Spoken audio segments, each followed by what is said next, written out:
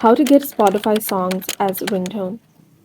So go ahead and open your Spotify and then click on your library at the very bottom and then go to the playlist that you want, or if the song that you want to set as your ringtone is currently not in your playlist, just click on the plus sign at the very top and then click on build a playlist,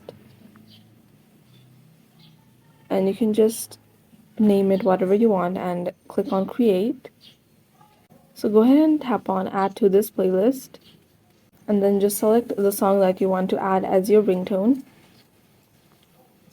So for example, this one, and then go back to your playlist. And then when you're on your playlist, you'll see this little download icon right here. So go ahead and click on this download button. And you do need to have a premium account if you want to download the songs. And once the song has been downloaded to your phone, you can set it as your ringtone.